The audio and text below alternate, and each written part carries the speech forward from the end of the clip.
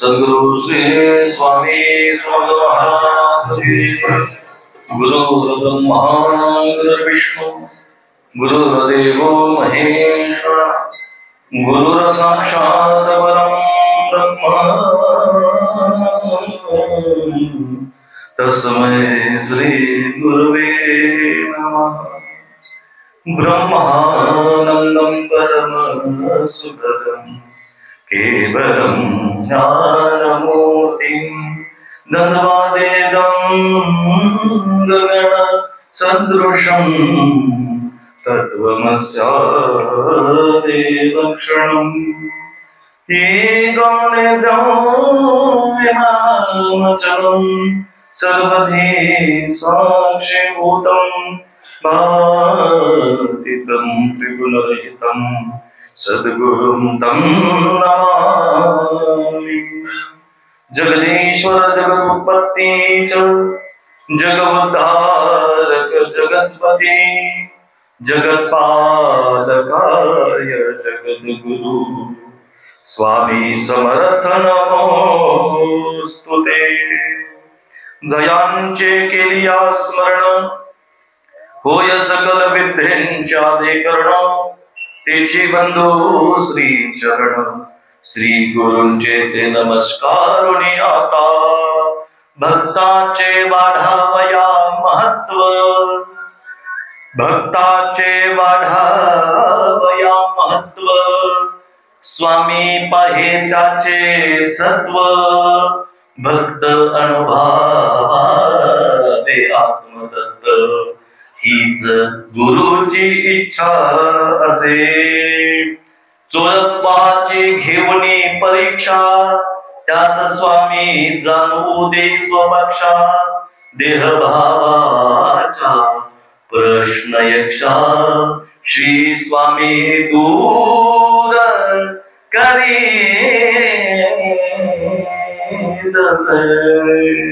श्री अनंत कोटी ब्रह्मांड नायक राजाधिराज योगीराज मायबाप अक्कलकोट सद्गुरु श्री स्वामी स्वातंत्र्यांच्या पवन पवित्र चरण कमलावर साष्टांग अनंत कोटी प्रणिपात। सेवा म्हटलं की आनंद आणि आनंद म्हटला की परमानंद आणि परमानंद म्हटला की ब्रह्मानंद आणि ब्रह्मानंद म्हणजे अहम ब्रह्मासी देव पाहण्यासी गेलो देवभूमी ख्यात।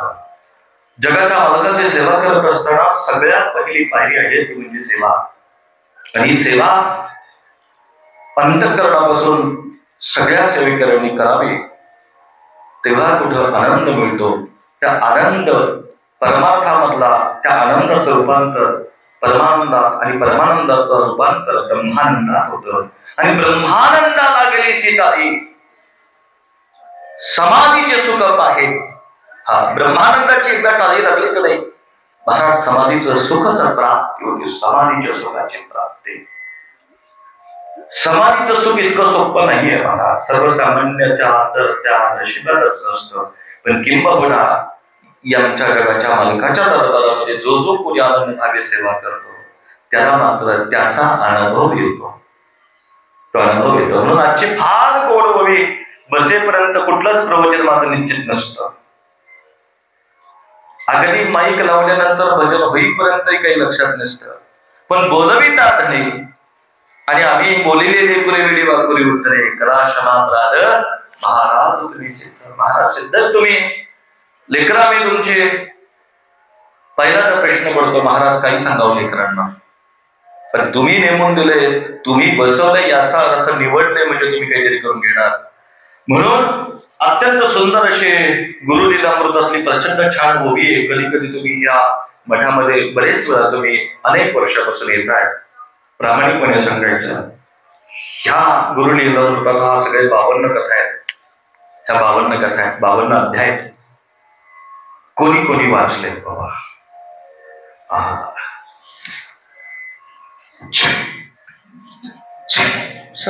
काय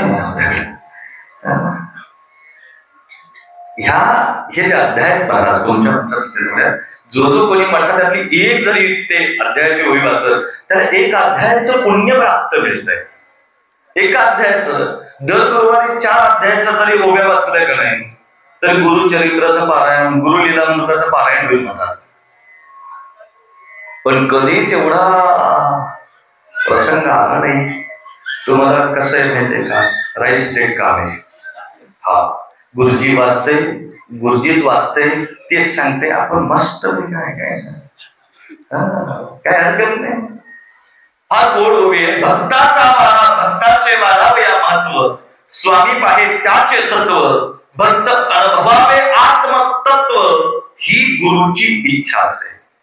हा गोड आणि हा प्रसंग अक्कलकोटमध्ये चोरप्पा महाराजांच्या देवळामध्ये घडलेला प्रसंग आहे. स्वामी महाराजांच्या सेवेमध्ये गेले अनेक वर्षापासून तो आम्ही असतो.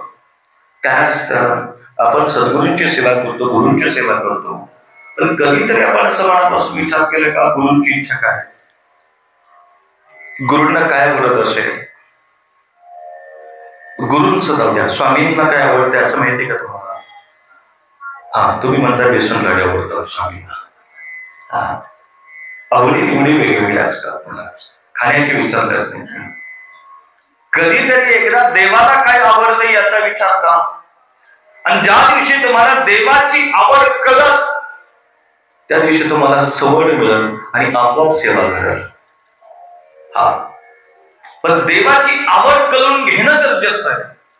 तुम्ही आम्ही तुमच्या आमच्या जीवनातल्या छोट्या मोठ्या छोट्या आवडी अजिबात मागच पुढे सरकत नाही, सगळ्या पूर्ण करून घेतो. कधीतरी देवाची आवड जाणावी का नाही? आपण आपल्या आवडी निवडी आयुष्यबद्दल बघत असतो. मला खरं सांगायचं आहे बरं का, कधीतरी मुलांनी आई आणि वडिलांची इच्छा काय कधीतरी जाणून घेण्याचा प्रयत्न करावा.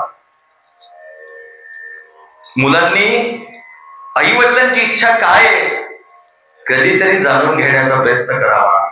आई वडिलांनी मुलांच्या मनात काय हे कधीतरी जाणून घेण्याचा प्रयत्न करावा. तेव्हा ते मातृ आणि पितृ किंवा लेकराचे हितवाही माऊलीची चित्त ऐसी कळवळ्याची जाती करी लावा प्रेती, मग त्या गोष्टीचा अनुभूती प्राप्त होते. बरीच मुलं बोलत नाही, बरीच पालक आपल्या मुलांवर प्रेशर प्रेशर प्रेशर प्रचंड प्रेशर टाकतात. काल परवा महाराज एका वैदेही नावाच्या मुलीला लोकसेवा स्पर्धा परीक्षेचा अभ्यास जमला नाही, घरच्यांनी सांगितलं केलं पाहिजे, करायला पाहिजे, बिचारीने आत्महत्या केली. आई वडिलांनी आपली स्वप्न मुलांवर कधीच लादू नये, पण त्यांच्या स्वप्नाला साकार करण्यासाठी मात्र निश्चित मागे पुढे उभे राहावं. परिस्थिती फार फार विचित्र आहे. म्हणून या आवडी निवडी आपल्या घरातच माहित नाही की बाबा आपल्या मुलांना काय हवंय आणि आपण मुलांच्या बाबतीत काय लादतोय. हा संसारातल्या जर तुम्हाला व्यवहारातल्या जर का आवडी निवडी विचाराच्या जर तुम्हाला कळल्या नाही तर मग मात्र घरात भांडण होतो, वाद होतो, विवाद होतो, भांडण होतं, कलह होतं आणि दिवस अगदी चिडचिडापणा घेऊन जातो. एवढी महत्वाची गोष्ट आहे आवड ही. आणि म्हणून सुद्धा परमार्थात सुद्धा फार महत्वाची असते ती म्हणजे सद्गुरूंची इच्छा. गुरु महाराजांची काय इच्छा आहे हे जाणून घेणं फार गरजेचं असतं. पण कधीच इथं आलेला माणूस किंवा सद्गुरूंना शरण गेलेला माणूस किंवा सद्गुरूंच्या सेवेमध्ये असलेला माणूस किंवा भाविक किंवा भक्त किंवा सेवेकरी यांनी महाराजांची कधीतरी आवड जाणून घेण्याचा प्रयत्न करा. एकदा देवाची इच्छा कळली का नाही, आवडे देवाचे ऐका तो प्रकार आहे. देवाला काय आवडतं ते ऐका.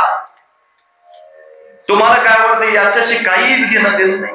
का तुमच्या आवडी नवडी म्हणजे वडापाव, मिसळपाव, उत्तप्पा ह्याच्यात 2-3 आयटम सोडले तर काहीच नाही. हात भरलं तर इडली सांबर.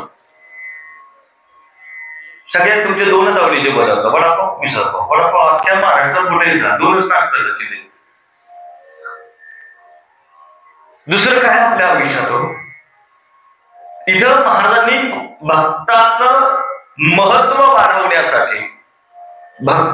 महत्व वाढवण्यासाठी, त्याची सत्व परीक्षा घेतली. सद्गुरू महाराज तुमच्या आमच्या जीवनामध्ये अनेक संकट मुद्दाम म्हणून लावतात. आता नाही काय का मला काही नाही. सद्गुरू महाराज, श्री गुरु महाराज त्याच्या शिष्याच्या जीवनामध्ये अनेक अडचणी निर्माण करतात. मग तुम्ही म्हणा हे आपलं शेवटचं प्रवचन, तुमच्याकडे यायची काय गरज नाही, तुम्ही आमच्या मागे काहीतरी उद्योग लावणार आहे याला कळले आम्हाला. मुळात असे तुमच्या कर्म धर्म सुयोगाने पूर्वकर्माच्या या सगळ्यामुळे अनेक अडचणी आहेतच आहे, परंतु त्या अडचणी तुम्हाला कर्म वंशाने भोगावेच लागणार आहेत. हे तुमचं भाग्यच आहे आणि हे भोगल्याशिवाय पुढे जीवनाचा प्रवासच होऊ शकत नाही. भोग हा भोगूनच संपवावा लागतो, पण त्याच्यामध्ये सद्गुरू महाराज तुमच्या अनेक सत्व परीक्षा पाहतात, प्रचंड सत्व परीक्षा पाहतात. आणि ज्या दिवशी मी नेहमी सांगत असतो, त्या दिवशी तुम्हाला ज्या माणसाला सगळ्यात जास्त दुःख आहे ना, त्या माणसाने एक लक्षात ठेवायचं, सगळ्यात जवळ स्वामी त्याच्या आहे. हा सगळ्यात जास्त दुःख जेव्हा आहे ना, तरी लक्षात ठेवायचं जगाचा मालक आपल्या बरोबर आहे. कारण ते परीक्षा घेते आणि तीच परीक्षा तुमच्याकडून त्या परीक्षेला उत्तीर्ण करण्यासाठी तुम्हाला तितकं सबळ बलवान करताय. ते पुन्हा त्या संकटातून तुम्हाला बाहेर काढताय. जसं महाराजा सोनं जितकं तापवाल तितकं ती बावन्न कशी होत असतात. आणि मग सोन्याला बाजार येतो. काय गुरुजींनी ज्या ज्या विद्यार्थ्यांनी शाळेत गुरुजींचा मार खाल्लाय ते चांगले अलंकार बनले, चांगले शिष्य बनले. आता तसं नाही राहिलं. आता शाळेत सोडायला जातानीच आई वडील सांगतात आमच्या पूर्ण हात लावायचा नाही. हा याद राखा. हो त्याला काय मास्तरला 50,000 वगैरे कशाला द्यायचे? तू शिक नाही तर माझं टाका बजून लावा, आम्हाला काय घेतलं. काल महाराजा काय होता पूर्वीचा, शिक्षक बघितले ना जुन्या काळातले, पोरं परत झुलायचे. उलट झालं, पोरं आले की शिक्षक घाबरताय की वर्गातच जाईल ना. का परिस्थिती बदलते? गुरु हा तुमच्या जीवनाचा शिल्पकार आहे. आणि शिल्पकार म्हणायचं म्हटल्यानंतर तो तुमच्या आमच्या सारख्या पाषाणावर तो टाकेचे घाव टाकणार, त्याशिवाय मूर्ती बनणार कशी? आणि असं आहे की महाराज अनंत परीक्षा पाहतात, अनंत. तुम्हाला जेवणा सुद्धा अनेक प्रत्येक क्षण असं जाणवतं की बाबा मी या संकटातून सुटले की त्या संकटात सापडते, त्या संकटातून बाहेर पडलो की मी या संकटात सापडतोय. काही ना काही माझ्या मार्ग सारखं काही ना काही चालू आहे. मी यातून बाहेर कधी पडेल हा प्रश्न तुमचा. पण ऐका या प्रश्नाचं उत्तर. या प्रश्नाचं उत्तर असं आहे की जर महाराज तुमच्याबरोबर दुःख आहे म्हणजे महाराज आहेत. लक्षात घ्या, दुःख आहेत म्हणून महाराज आहेत. महाराजांनी आणि हे कोणाची परीक्षा घेत नाही, कोणाचीच महाराज परीक्षा घेत नाही. महाराज कोणाचे घेतात? भक्ताचे वाढावया महत्व असं सांगितलंय. भक्त म्हटलंय, कोणाचंही नाही. महाराज कोणाच्या जीवनामध्ये प्रवेश करणारे किंवा कोणाचं जीवन बदलवणारे, कोणाच्या जीवाचा उद्धार करणारे, जो जीव स्वामी महाराजांचा भक्त आहे त्या जीवाचा उद्धार करणारे, कोणाचंही नाही. आणि म्हणून आपण स्वामींचे भक्त म्हणून घेत असाल, जर महाराजांच्या विचरणाचे दास असत तर निश्चित आम्हाला महाराजांनी जी परीक्षा घेईल त्या सर्व परीक्षा जाण्यास आम्ही सदा सर्वदा तयार पाहिजे. किती तयार पाहिजे आपण?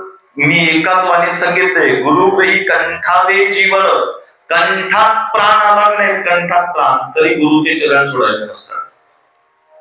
हा फार कठीण परीक्षा असते. मी मागे दृष्टांत सांगितलंय का सद्गुरू महाराजांकडे एक शिष्य होता. महाराज अनेक शिष्य होते, अनेक शिष्य ते महाराजांची चरण सेवा आदी करून सगळं सेवा करत होते. गुरुचरित्रामध्ये प्रचंड गुरु आणि शिष्याच्या संवादाचे आणि सत्व परीक्षाचे अत्यंत सुंदर दृष्टांत आहे. मी माग सांगितलेलं दृष्टांत तुम्हाला एक आठवून देतो. आता मागे सांगितलं लक्षात येतो. मी सांगितलं की झाले हे चला, पण लक्षात राहत नाही. जो सांगत नाही तो पण लक्षात येत नाही का.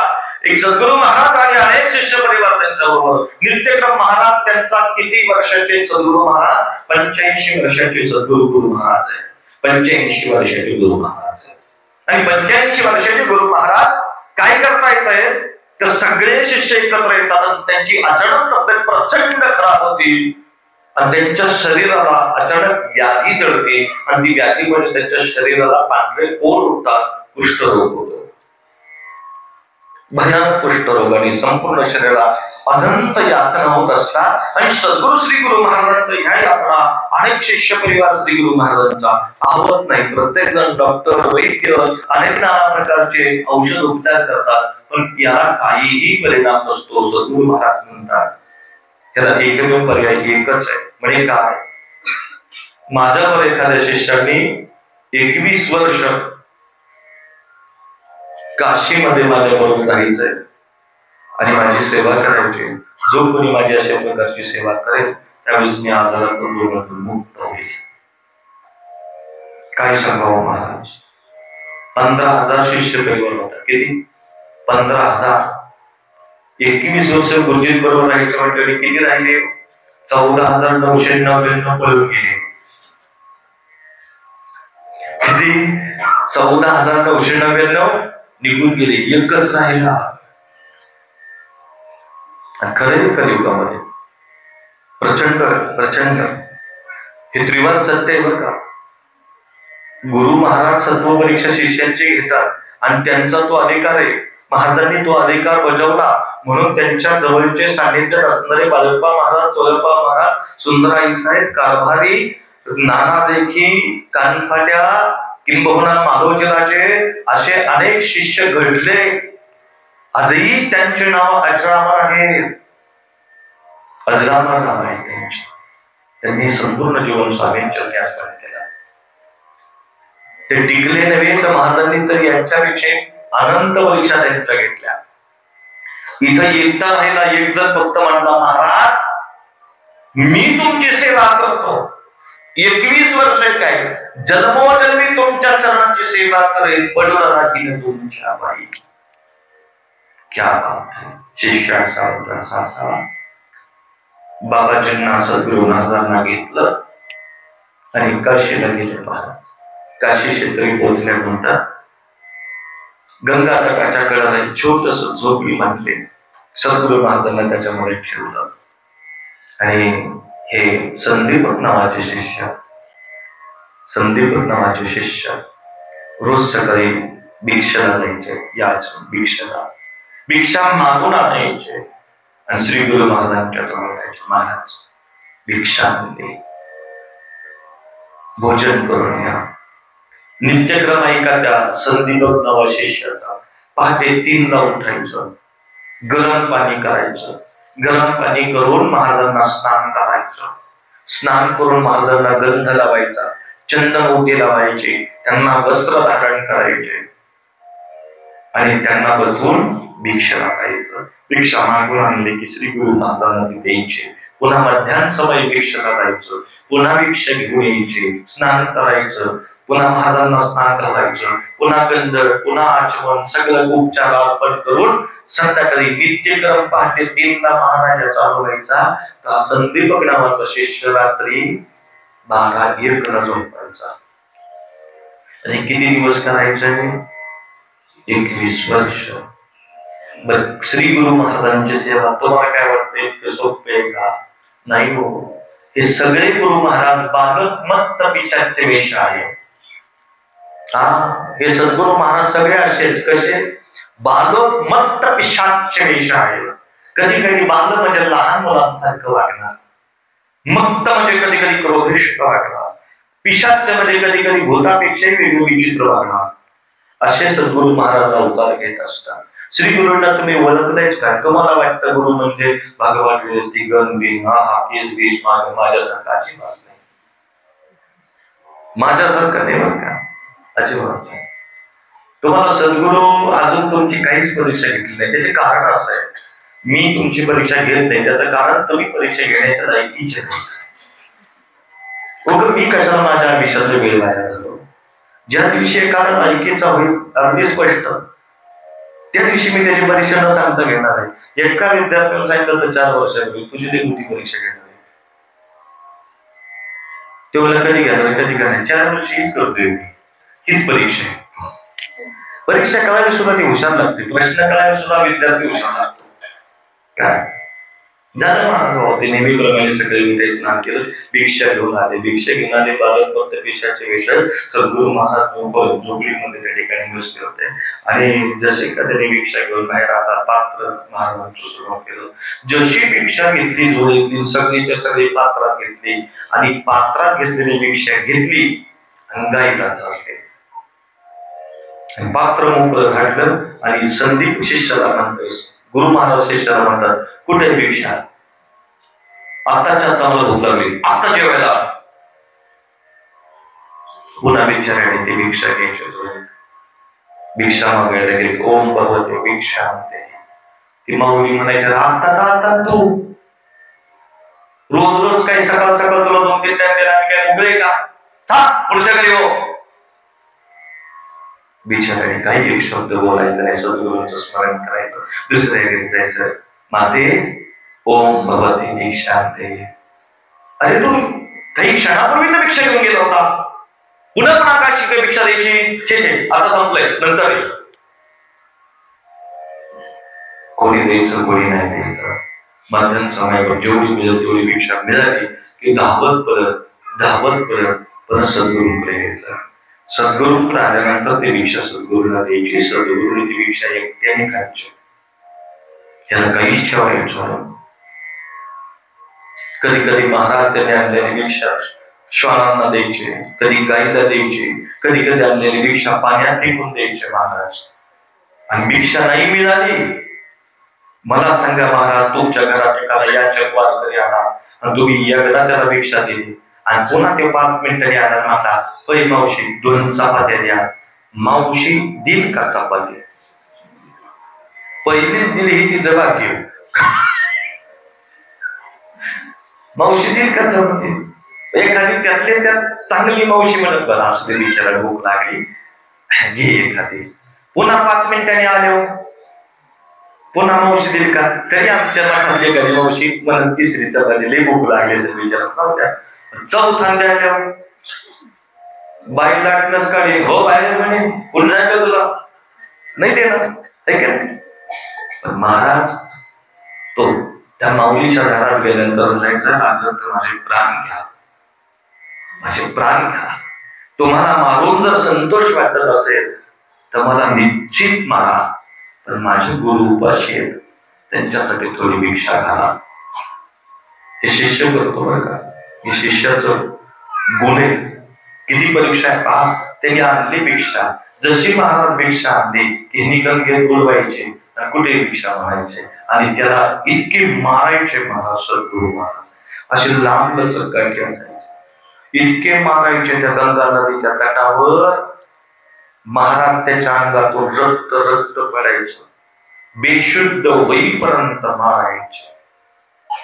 पुन्हा सद्गुरूंना संध्याकाळ झाली, महाराज शांत झाले, पुन्हा महाराजांच्या जवळ यायचा.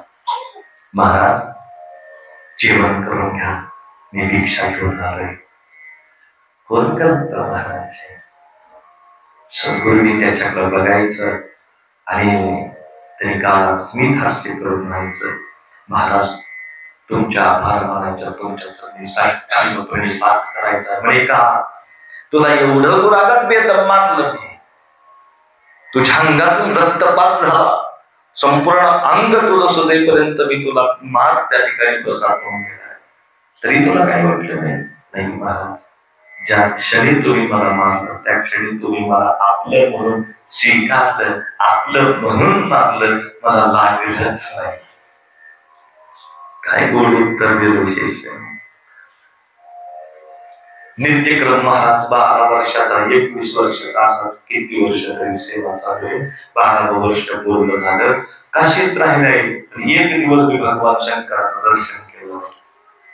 एक दिवस सुद्धा सद्गुरूंच्या चरणी माझी काशी काय सकल तीर्थे पायापाशी. तो का म्हणे ऐसे गुरु चरण त्यांच्या हृदय येतो. महाराज त्याच्यानंतर काय सांगावं, त्याची गुरु भक्ती पाहिल्यानंतर सत्व परीक्षा एवढी गुरुजींनी पाहिली आणि प्रसन्न कोण झालं. प्रत्यक्ष भगवान महादेव काशी विश्वेश्वर भगवान प्रकट झाले. बघा संदीप, बघा तुझी गुरुनिष्ठा आणि ही गुरुंनी सद्गुरूंनी घेतलेली अनंत परीक्षा पाहून प्रसन्न झालो. तुला काय मागायचे ते माग. कधीच मंदिरात गेलं नाही, कधीच नाही. आमची रोज जाते. काय सांगा ते महाराज विकाला हात लावून बसत असते. कवर तो सकाळ ऐकायचा देवानी तरी गुड्डी पप्पी, पप्प्या, पप्प्याचा नवरा, पप्प्याची आई, पप्प्याचा बाप, तो तुम्ही त्यांना सांगा सोडा ना सगळं संसारातलं गोष्टी, नामस्मरणावर कास धरा. मग ते तुमच्या मागे पुढे उभा राही सांभाळत. भगवंत प्रसन्न झाले. देवादेव महादेव आहे म्हटलं बा तुला काय माहिती. संधी प्रामाणिकपणे हात जोडले म्हणजे मला काहीच नको. पण तुम्ही एवढा हट्ट करताय तर मला काही क्षण द्या, मी माझ्या सद्गुरूंना विचारून येतो. आता इथं बसलेले त्यांनी बघा विचार करा. अचानक तुम्ही निम्या घराच्या अंतरावर गेला आणि अक्कलकोट स्वामी प्रगट झाले आणि विचारलं बाबा काय पाहिजे तुम्हाला, तुम्ही माघारी तर का माझ्याकडं.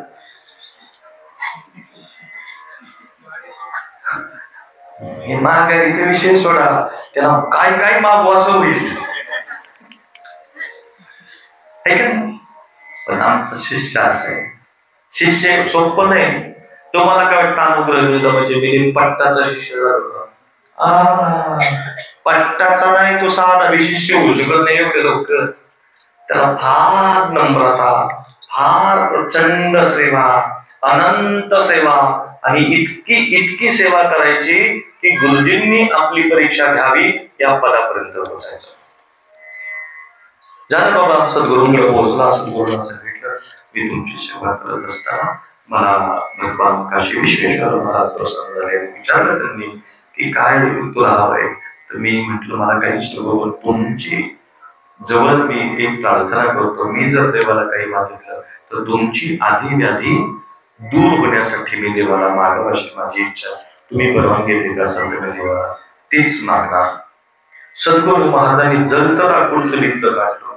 जी धक्कावलं गाड्याला, तुला माझ्या विश्वास नाही का, तुला माझी सेवा करायचा इतका कंटाळा आलाय का. नाही महाराज मला चूक झाली माझ्याकडून. पुन्हा देवाला सांगितलं देवा महादेवा मला काहीच नको, तू तुझ्या घरी जा. महादेव म्हटले अरे काय असा धक्का मिळणे नाही. पुन्हा वर्षकाने आणि सेवा सुरू झाल्यानंतर भगवान महाविष्णूंना वाटलं, ब्रह्मदेवाला वाटलं की आपणही त्याला काहीतरी द्यावं. कारण तो सद्गुरूंची सेवा करतो म्हणजे प्रत्यक्ष महाविष्णू महेशांना पोहोचत असते. ब्रह्मदेव स्वतः संदीपात आले.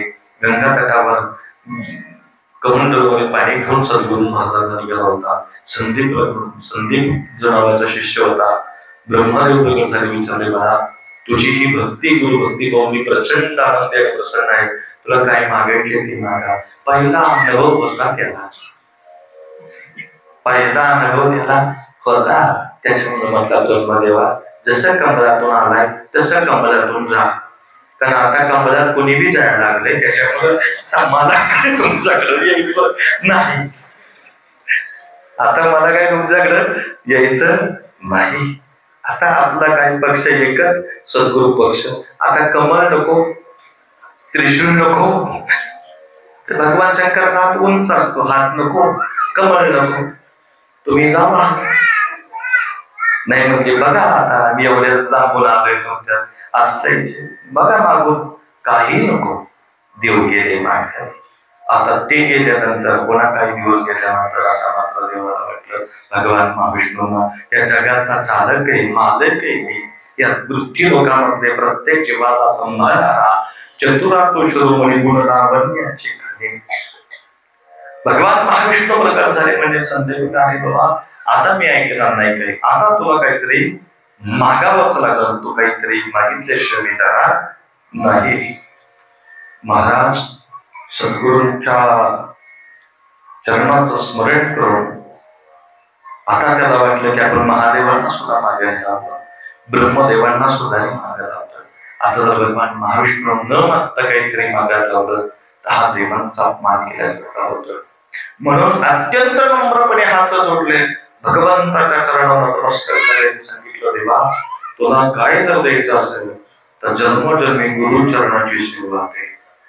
भक्ताचे वाढावे या महत्व, स्वामी पाहे त्याचे सत्व, भक्त अनुभवावे आत्मतत्व, हीच गुरूंची इच्छा.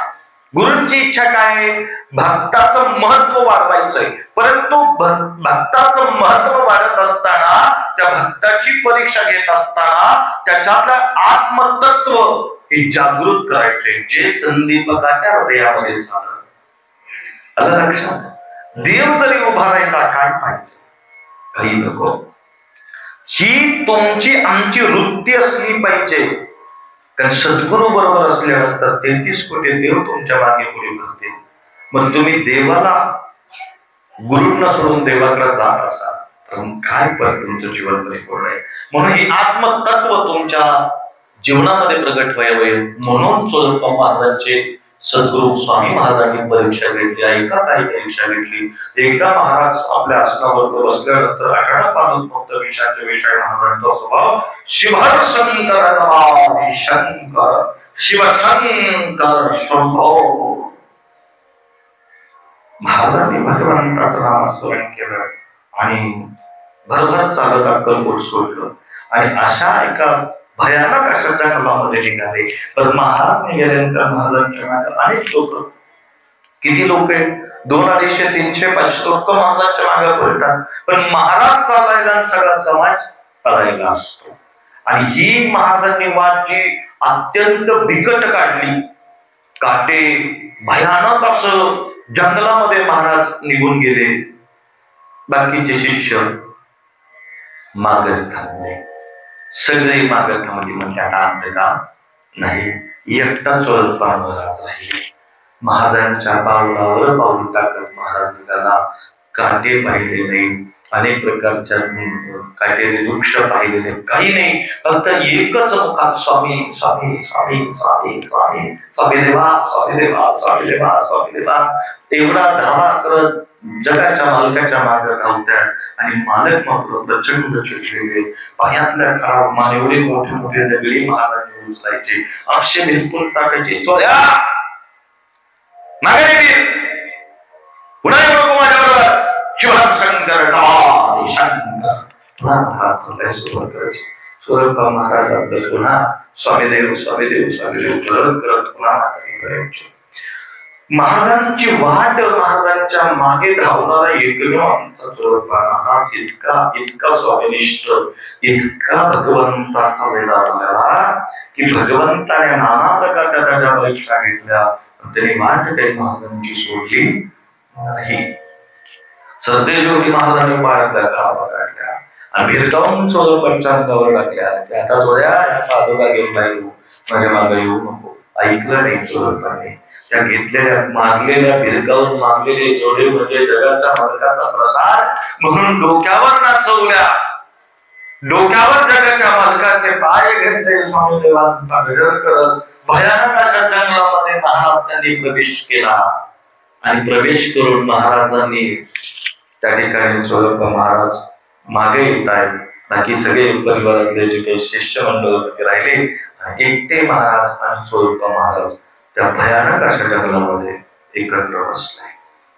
महाराज इथं बसल्या. महाराजांच्या पायापाशी चोरप्पा महाराज भगवंताचे पाय हातामध्ये घेऊन त्यांची सेवा करतात. आणि त्यावेळेस अनेक परीक्षा, म्हणजे ही परीक्षा महाराजांनी त्याची शेवटची घेतली बरं का. तसे वाड्यामध्ये असताना महाराजांनी तर चोरप्पा महाराजांच्या अनंत परीक्षा घेतल्या, अनेक कसोट्या घेतल्या, पण सगळ्या कसोटीला परिपूर्ण उतरला चोरप्पा महाराज. आणि सरते शेवटी त्या वटवत्या जंगलामध्ये महाराज बसल्यानंतर अनेक प्रश्नांचे आणि परमार्थिक योजनांचे संवाद सुरू झाला आणि ब्रह्मतत्वाचं ज्ञान सद्गुरु स्वामी महाराजांनी स्वरूप महाराजांना दिलं आणि त्यांच्या मस्तकी स्वामी महाराजांनी हात ठेवला. अहो, जगाच्या मालकाचा हात आपल्या डोक्यावर पडणं कितीतरी झाला माझं भाग्य. आणि नखशिकांत ब्रह्मानंद तो चोळप्पा महाराजांना आनंद झाला. आणि चोळप्पा महाराज साधे राहिले नाही तर प्रत्यक्ष परब्रह्म झाले. ही सद्गुरूंची कृपा आहे. आणि प्रत्येक सद्गुरूंची इच्छा अशी असते, प्रत्येक व्यवहारातल्या बापाची इच्छा अशी असते की माझ्यापेक्षा माझ्या मुलाने काहीतरी चांगलं करून दाखवावं. प्रत्येक आईची इच्छा अशी असते की माझ्या मुलीने माझ्यापेक्षा चांगलं काहीतरी करून दाखवावं. तसं परमार्थामध्ये प्रत्येक गुरु महाराजांची इच्छा असते की माझ्या शिष्याने माझ्यापेक्षा परमार्थाचा परब्रह्माचा कलश व्हावा, परब्रह्माची प्राप्ती करून घ्यावी, ही गुरूंची इच्छा असते. आणि हीच गुरूंची इच्छा चोळप्पा महाराजांनी पूर्ण केली. म्हणून भक्ताचे वाढावया महत्व, भक्ताचं महत्व सद्गुरू वाढवतात. आणि म्हणून आजही सूर्यचंद्र तारे जोपर्यंत आहेत तोपर्यंत चोळप्पा महाराजांचं नाव आहे. चोळप्पा महाराजांचं नाव आहे. म्हणून दर गुरुवारी रोज चोळप्पा महाराजांचं बाळप्पा महाराजांचं भजन इथं होतं. जसं हनुमंतरायांच्या समोर बसल्यानंतर तुम्ही हनुमंतरायांचं भजन करून देवाला आवडणार नाही, पण हनुमंतरायांच्या जवळ बसून तुम्ही श्रीराम जय राम जय जय राम हे जर भजन केलं तर आमच्या मारुतीरायाला परमानंद होईल. आमच्या प्रभू रामचंद्रांच्या समोर बसल्यानंतर शिवशंकर नमामि शंकर शिवशंकर शंभो हे भजन केल्यानंतर आमच्या प्रभू रामरायाला प्रचंड आनंद होईल. आणि भगवान महादेवांच्या समोर बसल्यानंतर श्रीराम जय जय रामचं भजन केलं तर देवादिदेव महादेव आमचे प्रसन्न होतात. देवाला काय आवडतं? देवाला नाम आवडतं. आपल्या भक्ताचं, आपल्या आराध्याचं जो नामाचं भजन करणं ही देवाची आवड आहे. मग स्वामी देवांनी त्यांच्या आराध्यांचं भजन त्यांच्या जीवनामध्ये 500 वर्षांचा प्रवास प्रवाकालामध्ये अखंड जप केला. भगवंत स्वामी देवांनी शिवशंकर नमामि शंकर शिवशंकर शंभो हे गिरजापती भवानी शंकर शिवशंकर शंभो. जगाच्या मालकाने महादेवांचं भजन केलं. मग आमच्या देवाला स्वामी देवांना जर महादेवाचं भजन आवडत असेल तर मग त्यांची आवड काय आहे? त्यांच्यावर हेच आहे की स्वामींना आवडतंय ते भजन तुम्ही आम्ही सातत्याने गायचंय. ही देवाची आवड आहे. शंकर महाराज म्हणतात आमच्या मालकाचं भजन करा, आमच्या मालकाचं नामस्मरण करा, धनकोलीचे शंकर बाबा. तेव्हा मला ते आनंद होईल. ही गुरूंची इच्छा आहे. म्हणून सद्गुरु स्वामी महाराजांची आवड काय असेल, इच्छा काय असेल तर त्यांच्या आराध्यांचं भजन करणं गरजेचं आहे. आणि मग ही त्यांची इच्छा आहे. मग त्यांचे आम्ही पायिक आहोत, आम्ही स्वामींचे दास आहोत. मग आमची काय इच्छा आहे सद्गुरूंची, ह्या श्रीगुरूंची काय इच्छा आहे? माझ्या मालकाचं भजन करा. आणि त्या मालकाचं भजन करायचं ते कसं करायचंय? तुम्ही स्वामींचे चिंतन करा, महाराज तुमची चिंता करतील. श्री गुरुदेव दत्त सद्गुरु श्री स्वामी